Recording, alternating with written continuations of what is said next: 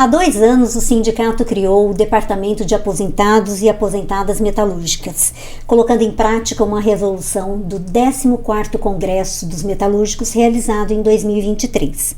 A ideia é promover a integração cultural e de lazer e a interação intergeracional entre trabalhadores, garantindo que quem já aposentou continue sendo parte ativa da categoria. E convidamos Ricardo Berzoini para um papo aqui no sindicato sobre esse tema tão relevante, não apenas para quem está aposentado ou próximo de se aposentar, mas para toda a sociedade, inclusive para a juventude. Ricardo Berzoini foi presidente do Sindicato dos Bancários de São Paulo, foi presidente do PT Nacional, deputado federal, foi ministro do Trabalho, ministro das Comunicações, ministro da Previdência Social e ministro-chefe das Secretarias de Relações Institucionais e de Governo durante os governos Lula e Dilma Rousseff. Berzoini, seja muito bem-vindo. Obrigado pelo convite, é um prazer estar aqui com você. Que legal. Então vamos começar esse papo que hoje o Brasil tem uma das populações que mais envelhecem no mundo, né? Mas envelhecer aqui no Brasil ainda é um grande desafio. A gente tem a dificuldade para se aposentar, a gente tem aposentadorias baixas, a gente tem um déficit habitacional, a gente tem uma saúde cara e também uma pouca valorização da experiência acumulada de toda uma vida de trabalho, né? E eu quero só lembrar aqui que esse tema é tão importante que ele foi o tema da redação do Enem nesse domingo, né? Perspectivas acerca do envelhecimento na sociedade brasileira. Então eu te pergunto, Berzoini, quem são os idosos hoje no Brasil? Os idosos são tão desiguais por toda a população, ou seja, pobreza, classe média baixa, classe média, ricos. Claro que são muito mais numerosos os pobres. Até porque muitos não conseguem aposentar, porque não conseguem ter anos de trabalho formal suficientes. Então, você tem uma desigualdade muito grande entre o homem e a mulher idosa, entre os brancos e os negros, e também de acordo com a história de renda dessa pessoa. A pessoa que teve mais renda e contribuiu mais, ela vai ter uma boa aposentadoria, vai ter um patrimônio acumulado, e a pessoa mais pobre chega na cidade com muita dificuldade. Por isso a importância do BPC, do Bolsa Família, eles são importantes, mas eles não resolvem todos os problemas. Tem os idosos em situação de rua também, deficientes, né? Tem os idosos portadores de deficiência, né? Tem os moradores nas favelas, exatamente, em moradias improvisadas. Essa desigualdade é o retrato do Brasil. Mesmo com todas as políticas positivas de Lula e Dilma, ainda temos uma grande desigualdade. O ministro Haddad sempre fala que o Brasil é um dos 10 países mais desiguais do mundo. Se isso é grave entre os jovens, imagine quando a pessoa chega com 70, 80 anos de idade e está, muitas vezes, sem condição de desenvolver nenhuma atividade econômica, tem que viver ou do BPC, do Bolsa Família, ou de um benefício de um salário mínimo.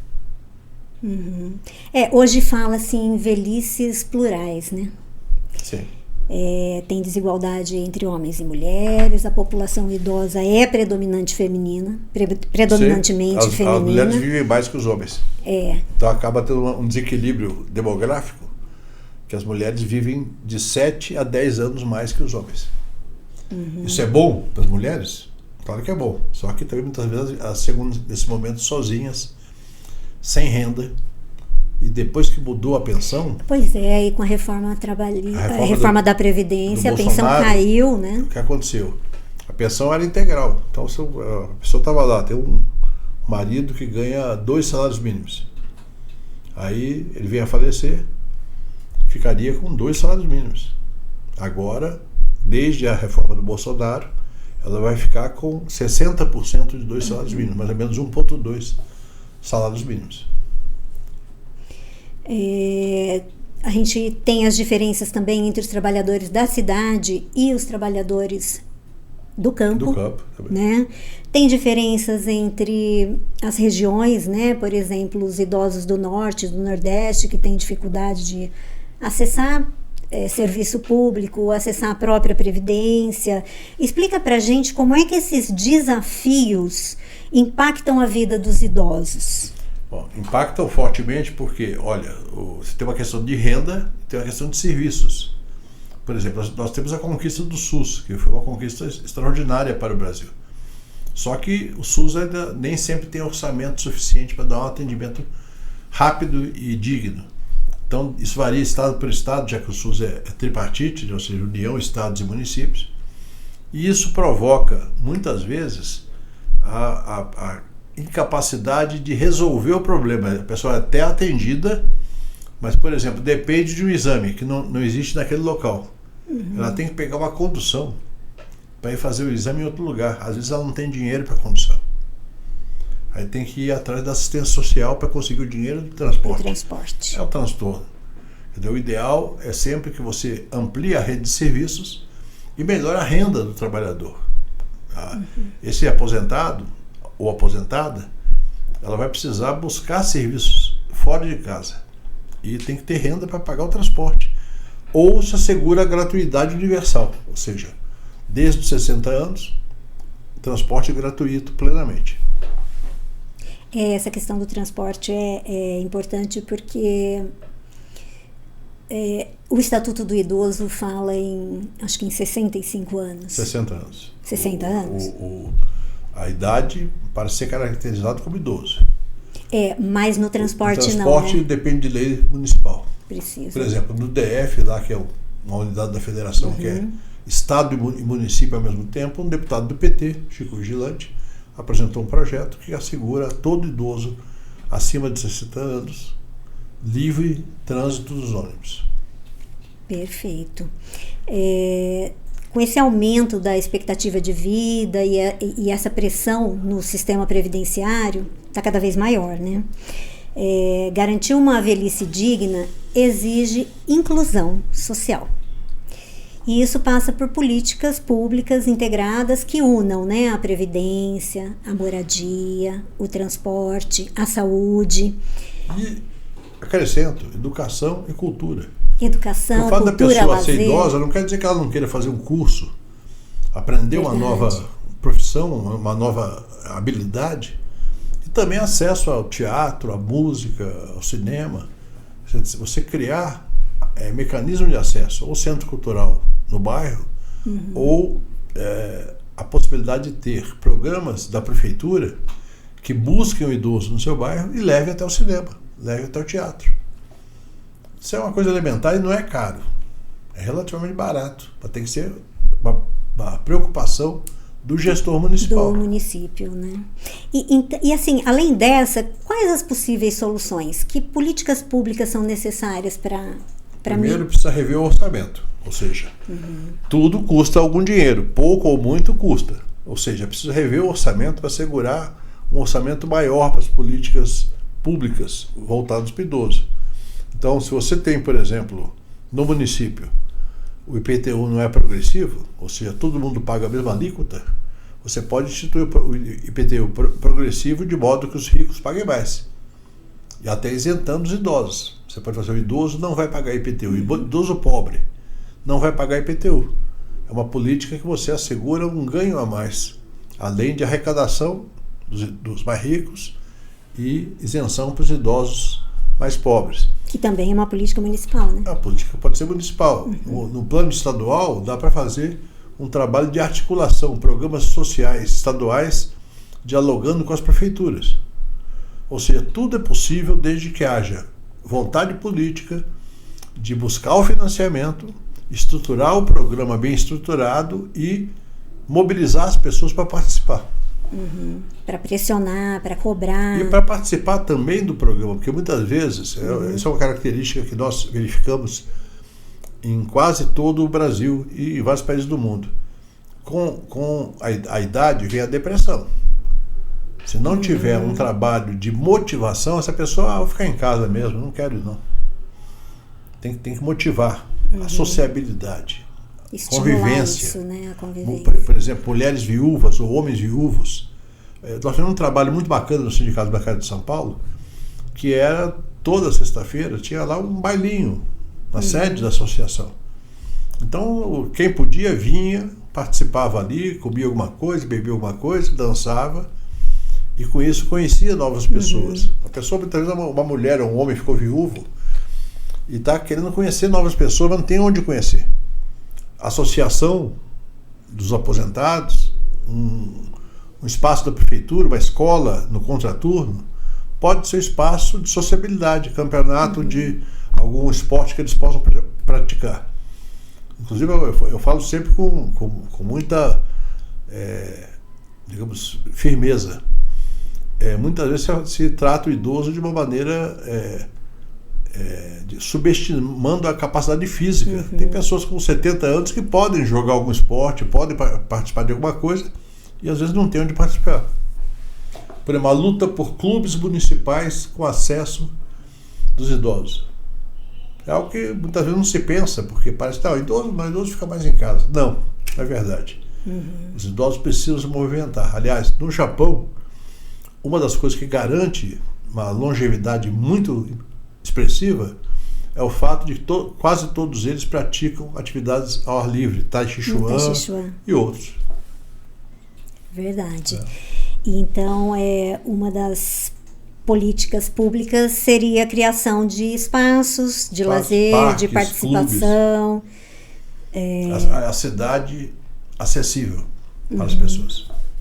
E também, talvez, investir em política para quem ainda está no mercado de trabalho, né? Isso, muitos idoso, mas está no mercado, né? Não conseguiram aposentar, ou aposentar e precisam de uma renda extra, vão buscar trabalho.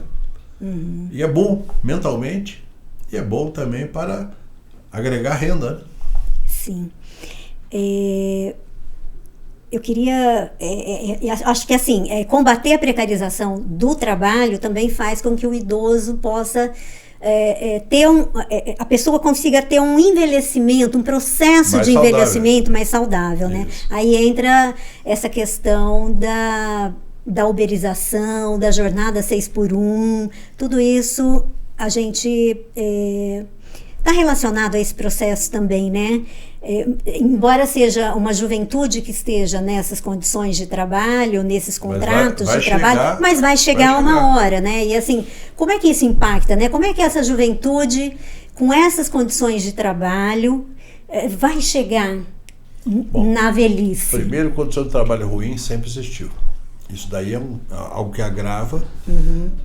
Por isso que eu falo que as pessoas mais pobres, que têm acesso a empregos mais, digamos, precários, seja hoje ou no passado, elas chegam à idade de ser idoso, de aposentar, com a saúde menos favorecida.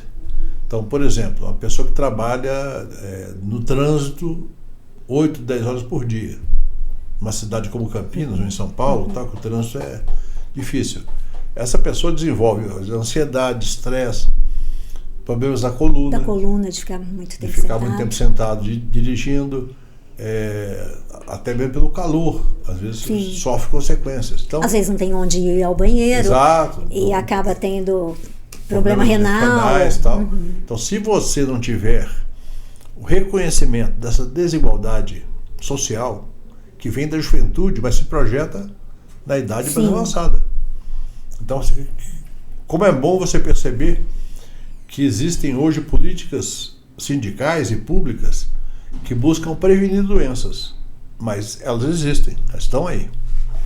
Se projetam para os idosos também. Eu queria falar um pouquinho agora sobre esse silêncio assim, que está pairando no ar sobre a revogação da reforma da Previdência de 2019 durante o governo Bolsonaro, né? Existe um silêncio e também existe manifestações como a do ex-ministro do STF, Luiz Roberto Barroso, que antes de se aposentar já estava manifestando a ideia de que há uma necessidade de uma nova reforma da Previdência, né? Queria que o senhor falasse um pouco sobre isso. eles jamais cogitam, por exemplo, aumentar o imposto de renda dos ricos. Eu vou te dar um dado que você talvez já tenha ouvido falar, mas é sempre bom a gente reforçar. O Brasil tem a menor alíquota de imposto de renda para rendas mais altas. E com agravante, os dividendos, até hoje, não pagam imposto de renda. Ou seja, um banqueiro que recebe 2 bilhões de reais, ou dono de uma grande rede de lojas que recebe 500 milhões de reais, ele recebe limpinho, sem pagar imposto de renda. Aí o trabalhador que ganha 7, 8 mil, ele paga imposto de renda. Agora, com a lei que foi aprovada na Câmara e no Senado, que o Lula vai sancionar em breve, você tem a isenção até 5 mil para imposto de renda e a redução até 7.350. Mas acima de 7.350 vai continuar pagando 27,5%. Então você veja bem a injustiça. Um banqueiro, o minerador, o dono da grande rede comercial, o agro, recebe o dividendo limpinho. A partir de janeiro vai receber com uma redução de 10%. 10%, mas está longe. É importante, mas longe da média mundial. A média mundial é 23%. E longe alguns países é 30%, 40%. Então, esse dinheiro falta para a Previdência, falta para o SUS. E aí eles falam em nova reforma da Previdência. Pois é. Eu fico chocado com a falta de noção, de sensibilidade do país desigual que nós temos. Então, eu pessoalmente acho que está na hora de todos os sindicatos, todos, não importa qual central, sabemos, claro, que tem mais combativos, menos combativos, mas de adotar pela revogação da reforma previdenciária do Bolsonaro, especialmente a pensão, a idade mínima e a mudança da aposentadoria especial. É preciso fazer isso com contundência, todos ao mesmo tempo, para chamar a atenção da sociedade. Porque é um escárnio saber que o dono do Banco Itaú vai pagar só 10% e que o gerente do Banco Itaú paga 27,5%. E a que o senhor atribui esse silenciamento? Falta de iniciativa e organização. Eu sou chato de uma coisa, sempre falo que a entidade de luta dos trabalhadores só tem 4 funções que são primordiais. As demais são importantes, mas não são primordiais. Primeiro, formação política, para as pessoas terem argumentos, conhecerem com profundidade as lideranças. Segundo, comunicação, para comunicar aquilo que foi objeto da formação para a base. Para obter o quê? Organização e mobilização. Organização para poder fazer a luta organizadamente e mobilização para ter contundência. Ou seja, imagine que aqui em Campinas você consiga colocar 30 mil pessoas no Largo do Rosário. Nem sei se cabe 30 mil lá, acho que cabe. Mas 30 mil pessoas lá, já fizemos vários comícios lá. 30 mil pessoas dizendo o seguinte: pela revogação da emenda constitucional 103 de 2019, já! Não tem como a imprensa ignorar. A rádio da cidade, não tem como ignorar. O trabalhador que está passando por ali, o que é isso? Que mobilização é essa? Esse é o papel que os europeus chamam de demonstração, né? Eles não chamam de mobilização, chamam de demonstração. Você está demonstrando a sua vontade, a sua indignação, o seu desejo. É isso. Vamos sua fazer? Insatisfação. Isso, vamos fazer. Vamos pegar todos os sindicatos de Campinas, fazer daqui a 15 dias uma plenária para tirar como objetivo colocar todos os dirigentes sindicais e suas famílias e seus vizinhos lá no Largo do Rosário ou em outro lugar da cidade. Tá, vamos imaginar que isso aconteça. A gente já sabe qual vai ser a manchete, né? Da onde vai sair esse dinheiro, né? Vai sair do imposto dos ricos, da contribuição social sobre o lucro líquido, que pode ser progressiva. Hoje é uma alíquota igual para todos, com exceção dos bancos, que pagam mais. Mas vamos fazer a graduação pela rentabilidade do capital. Ou seja, uma empresa que tem uma rentabilidade de 5%, é claro que ela tem que pagar menos. Uma empresa que tem uma rentabilidade de 30% vai pagar mais, de 50% vai pagar mais ainda. Isso daí é elementar. Isso já existe. Isso é tão elementar que na Europa o conceito da progressividade tributária é adotado em vários impostos. Aqui no Brasil, quando o PT, em São Paulo, propôs para o IPTU progressivo, que era o seguinte: isenção para os pobres, alíquota baixa para a classe média baixa, alíquota média para a classe média e alíquota pesada para as mansões, para os apartamentos de 30 milhões de reais, que tem em São Paulo vários. Você se propôs, teve reação negativa da população num primeiro momento, depois nós tivemos a compreensão de grande parte. Eu lembro que eu morava num bairro da periferia e tinha gente daquele bairro lá, que é um bairro de classe média baixa, assim, o PT quer me tributar mais ainda? Não, você vai pagar menos. Não, você está mentindo, você tem interesse nisso. Não, você vai pagar menos, espera chegar o teu boleto de cobrança. Você vai pagar menos, eu vou pagar menos. Agora o ricaço do Morumbi, do Jardim Paulista, vai pagar mais. É justo. É assim que funciona no mundo todo. Dos Estados Unidos, eu costumo brincar o seguinte: no Brasil seria um grande avanço a gente copiar e colar o sistema tributário norte-americano. O imposto de renda vai até 37%, mas não para o pobre ou classe média, vai para o rico, 37%, inclusive sobre os dividendos. Ele recebe lá, ele sabe que a empresa dele vai lucrar e vai distribuir $1 bilhão, ele já sabe que vai receber só 630 milhões. O resto vai ficar com o Estado.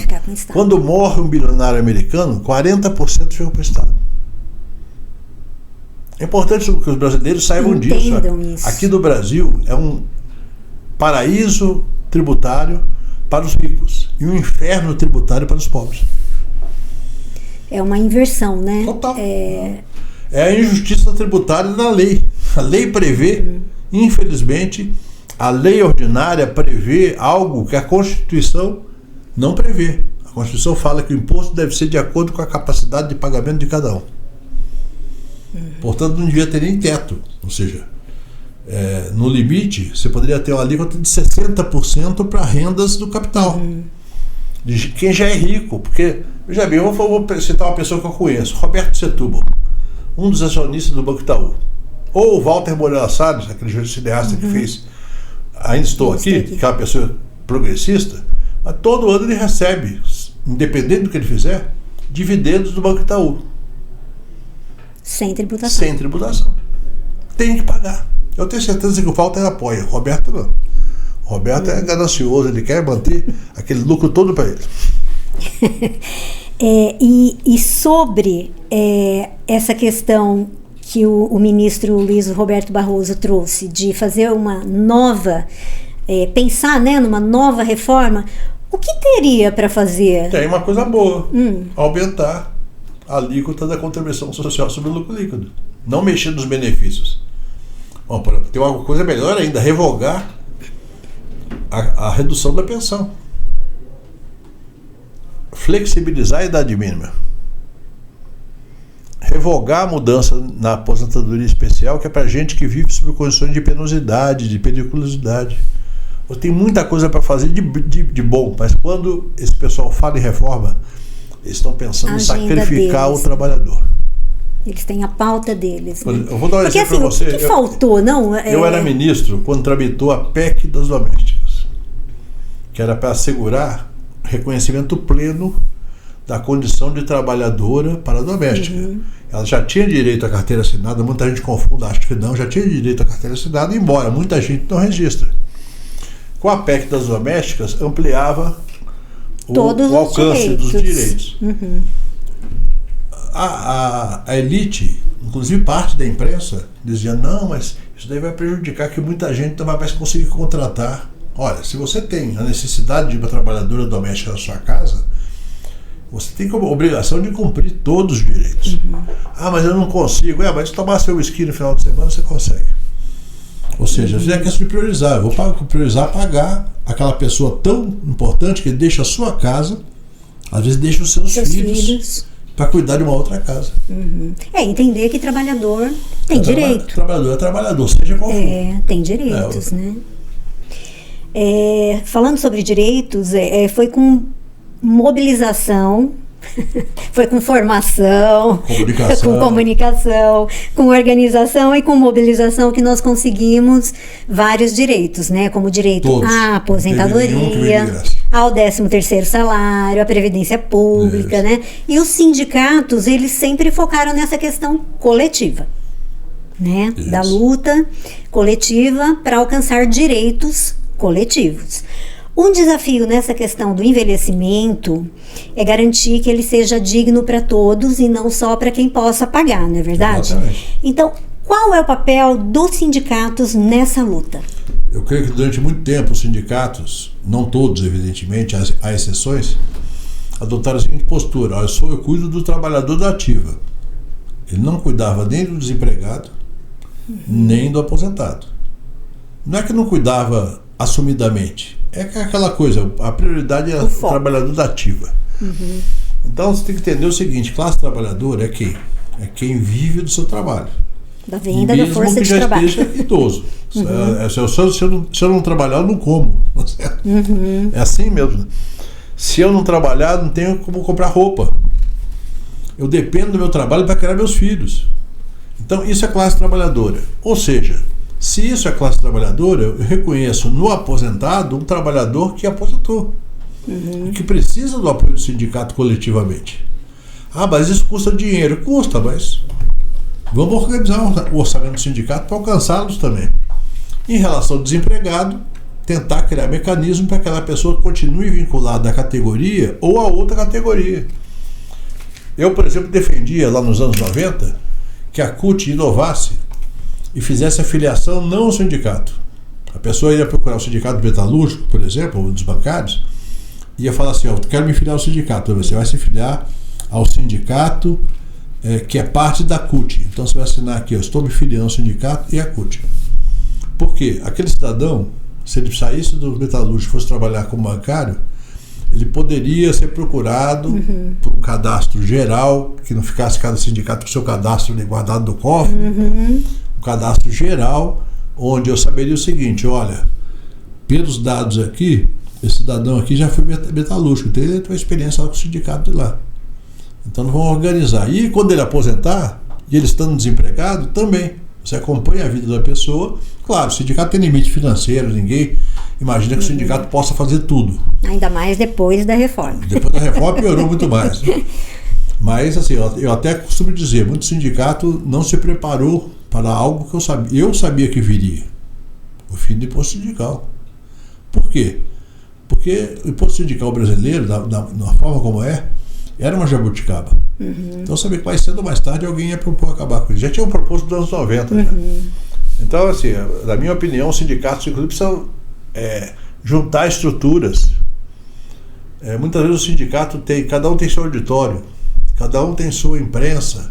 Você imagina se você juntasse todos os jornalistas sindicais do estado de São Paulo para fazer simultaneamente o trabalho de cada sindicato, para fazer uma agência de notícias dos trabalhadores? A possibilidade, a potência que teria. Sim. Nós temos quantos sindicatos em São Paulo? Certamente mais de 10 mil. Seria uma coisa extraordinária, que teria um impacto, inclusive, de preocupar a grande imprensa e não mentir tanto. Cria corpo, né? Peso, né? Tem peso político. Na disputa da hegemonia, de pauta, né? Que a gente sabe muito bem o quanto isso é importante. Para o bancário saber qual a luta do metalúrgico, o metalúrgico saber qual a luta do professor. E se reconhecer todos os trabalhadores. Todos se reconhecer como classe. Eu falo assim: eu sou bancário por acaso. Sim. Estava precisando trabalhar, fui lá no banco, comecei a trabalhar, depois gostei do sindicato, fui para o sindicato. Eu poderia ser metalúrgico, professor, ou qualquer outra atividade comerciária. Interessante. E para a gente trazer um pouquinho o que foi o debate agora, né? Que é a questão de direitos e caminhos da sustentabilidade. O que a senhora achou do debate? Qual a importância dele? Eu gostei muito. Achei que as perguntas todas muito pertinentes. Não houve nenhum tipo de pergunta para enrolar, todas objetivas.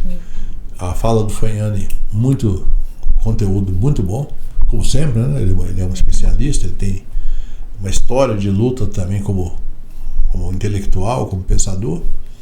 E eu dei minha contribuição com essa visão que eu tenho, eu sou aposentado, não participo da luta dos bancários da ativa, sou aposentado e acredito que no debate ideológico necessário para o país é fundamental você lidar com coisas concretas e reais.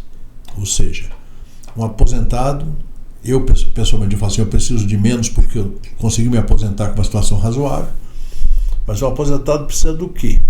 Eu aprendi muito com a Maria da Glória Ábido, que foi presidenta, já faleceu, da nossa Associação dos Aposentados. Eu era bem mais jovem que ela e ela me chamou a atenção quando eu era presidente do sindicato. Assim, já como secretário-geral já participava, me chamou a atenção. Assim, você precisa entender o seguinte, o aposentado, ser humano como qualquer outro, está ali querendo viver, e às vezes com uma renda muito baixa. Então, esse debate eu estou levando, já fiz esse debate em alguns lugares do Brasil, fui a Porto Alegre recentemente para fazer isso, a necessidade de levar informações qualificadas para os aposentados de cada entidade sindical, e no geral, sobre a realidade da Previdência. Isso que nós falamos lá, a Previdência não tem déficit. Na verdade, o governo, infelizmente, inclusive o nosso governo, retira uma parte da renda que era da Previdência para cumprir o orçamento geral. Inclusive essas emendas parlamentares horrorosas.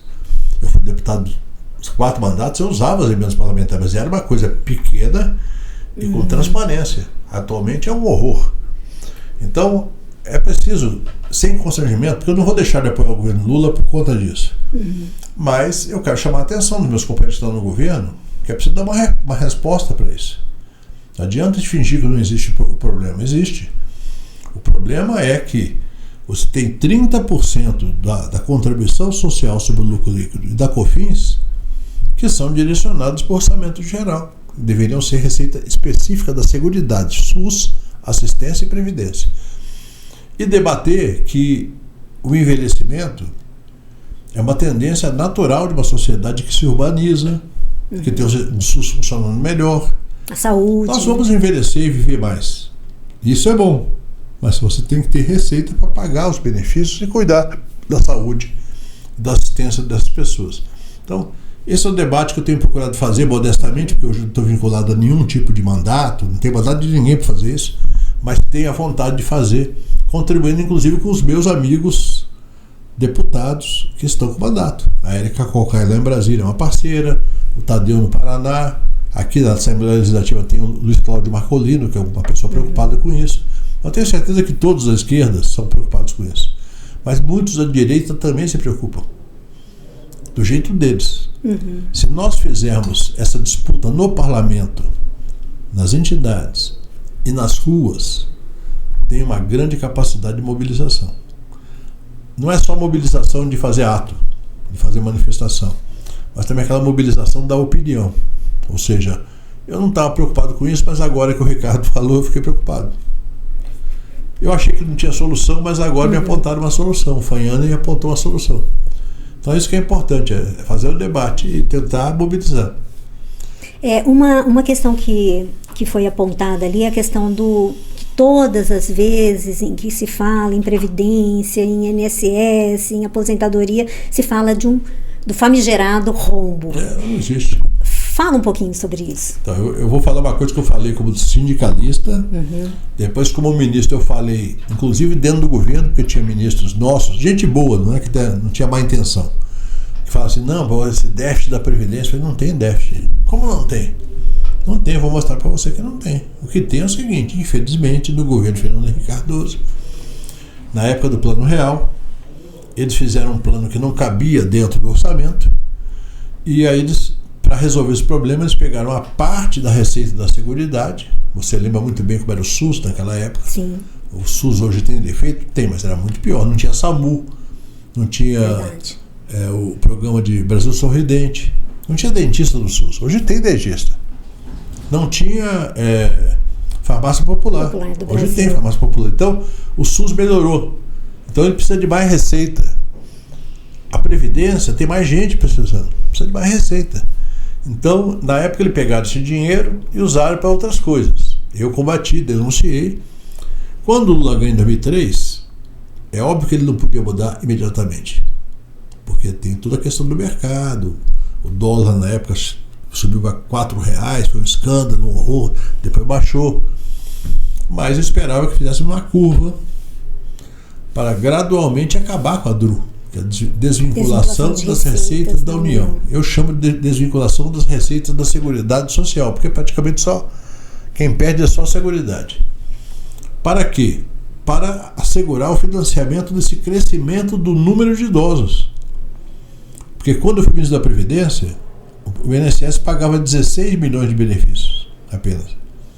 Hoje paga 34 milhões só de Previdência, fora o BPC. Então, isso era previsível. Eu lembro que eu falava lá em 2003, eu dava entrevista para a imprensa, eu dizia, olha, a sociedade está envelhecendo. Essa pirâmide etária vai virar um violão etário. Ele vai ficar assim, quase um vaso, né? A faixa do meio é que tem mais população hoje, mas com o passar do tempo vai ter mais e mais gente nas faixas acima de 60 anos. Então é preciso ter política para isso. Não é fácil de resolver, não estou aqui vendendo ilusão, que alguém vai ter uma varinha mágica e tal, mas é preciso financiamento. Quem pode do Brasil, já que a gente fala de sociedade brasileira, né? Se é uma sociedade, quem pode pagar para os mais pobres? Exatamente as empresas que lucram muito em relação ao seu capital. Volto a dizer, o conceito empresarial chama-se rentabilidade sobre patrimônio líquido. Em inglês é ROE, R-O-E, Rentability over Equity. Essa rentabilidade ela apura qual o grau de lucratividade da empresa em relação ao capital. Então vamos imaginar que eu abri uma empresa gastando 10 milhões de reais. E ela deu um lucro de 10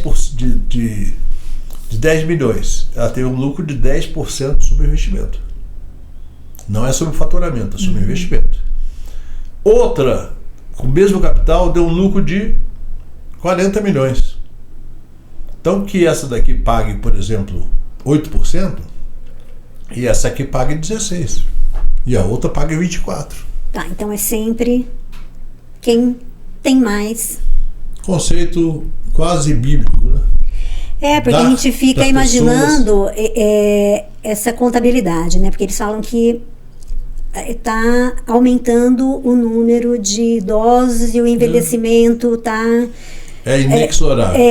Entende? Isso. E aí o que acontece? Só que nas condições também que os trabalhadores estão, muitos na precarização, em PJ, em MEI, a contribuição cai bastante, né? Então essa questão da sustentabilidade... Deixa eu te dar uma boa notícia.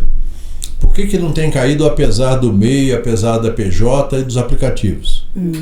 Porque o governo Lula fez uma coisa que ele faz desde o primeiro mandato. Isso eu faço. O Lula é um gênio da economia sem ser economista. Ele fala o seguinte, nós temos que pegar e esse país está carente de infraestrutura, por exemplo, estradas, ferrovias, portos, aeroportos. No governo Temer, o Temer, aquele golpista, ele chamou o Meirelles, que foi do Banco Central com Lula, ele chamou para ser ministro da Fazenda. O Banco Central não gera o orçamento da União, a Fazenda opera o orçamento. Ele chamou o Meirelles tem a tese do déficit zero. A tese de que você não pode gastar nada além do que você arrecada. O que é uma bobagem. Os Estados Unidos têm um déficit grande todo ano. Tem que ter uma estratégia para financiar esse déficit. A China, este ano, tem um déficit de 4% do PIB.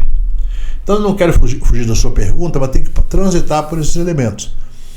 A questão fundamental é a seguinte: há um envelhecimento?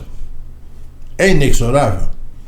Precisamos melhorar a renda do aposentado, dando aumento real para o salário mínimo? Precisamos atender o máximo possível de pessoa? Aí o Lula faz o quê? Cria o PAC, novo PAC, que investe em estrada, ferrovia. Quem constrói isso? Trabalhador. O trabalhador vai lá e constrói. Então, o que acontece? Hoje, em 3 anos, não chegou nem a 3 anos ainda do governo Lula, nós temos 4 milhões de novos empregos formais, não é aplicativo, é emprego com carteira assinada. 4 milhões. Isso ajuda a financiar. Então a arrecadação da Previdência está boa.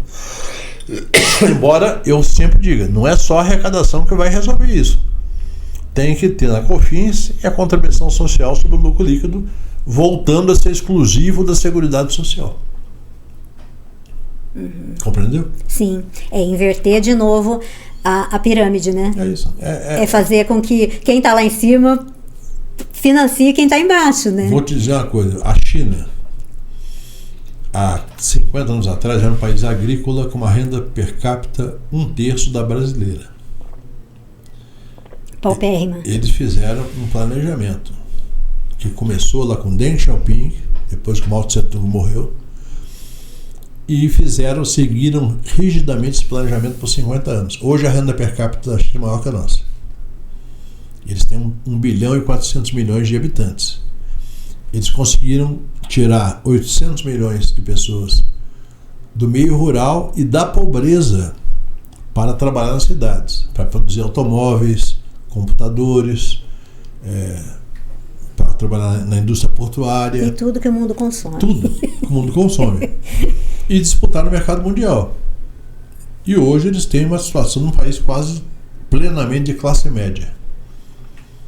E aquela história de trabalho quase escravo, tá, acabou.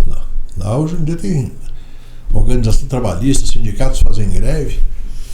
Ou seja, o Brasil precisa de um planejamento de médio e longo prazo. E esse planejamento inclui fazer os ricos pagarem impostos. Só isso. Não queremos tirar nada.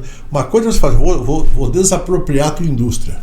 Eles estão dizendo, não, vamos só buscar a parte justa da sua renda. Pense que você é americano ou alemão, ou chinês ou coreano. Lá você pagaria isso. Aqui você não está pagando, tem que pagar. Isso requer mobilização. Não é só falar. O Haddad acaba de comemorar a vitória de aprovar os 10% sobre os dividendos. É uma vitória pequena, mas é uma vitória. No Brasil era palavrão. Eu fui deputado há 16 anos, não consegui. Eu apresentei projeto para tributar dividendo em 30%. Não consegui nem fazer tramitar o projeto.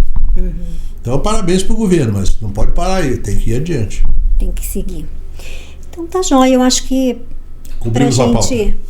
Eu acho que pra gente introduzir esse assunto, né, fazer essa ampliação, né, para a categoria, para todos os trabalhadores, para entender, né, que o envelhecimento e a velhice é democrática, né? Ela chega para todos, a né? Tônia Carreiro, aquela grande atriz brasileira, um dia perguntaram para ela já idosa, eu falei, Tônia, como é que é assim para você, uma mulher tão bonita, tão conhecida, como é que é ficar velha? Ela falou assim, ficar velha não é bom não, mas a alternativa é pior que é morrer jovem. É verdade, então... Então assim, a alternativa é menos agradável. Hoje eu estou com 65 anos, eu quero chegar aos 100. Já fiz um planejamento para chegar aos 100. Não sei se eu consigo, mas vou tentar. Que vida longa, então. Quero agradecer bastante a sua participação aqui com a gente. Se a gente deixou de falar alguma coisa importante, que você acha que seja importante falar para os trabalhadores sobre essa questão, fica à vontade, faça as suas considerações. Vou falar uma coisa breve. Sem luta, nada acontece. Tudo que a gente conseguiu, eu fui sindicalista por 15 anos, 5 na base e depois 10 na direção. Nesses 10 anos, nós conquistamos muita coisa dos bancários. PLR, ticket de refeição na convenção coletiva, ticket de alimentação, ampliação do auxílio creche e várias outras. Tudo foi com greve ou com ameaça de greve. Eles não davam nada de graça para nós. Depois eu fui para o parlamento e aprendi no parlamento também a mesma coisa. Ou organiza, comunica, forma, mobiliza, ou no parlamento não sai nada também. Então...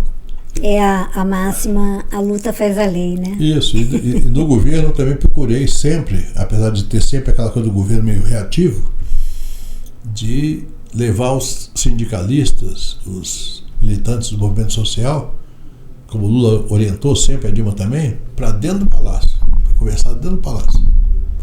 e colocar para eles as limitações. Eu não posso fazer isso, eu posso fazer aquilo.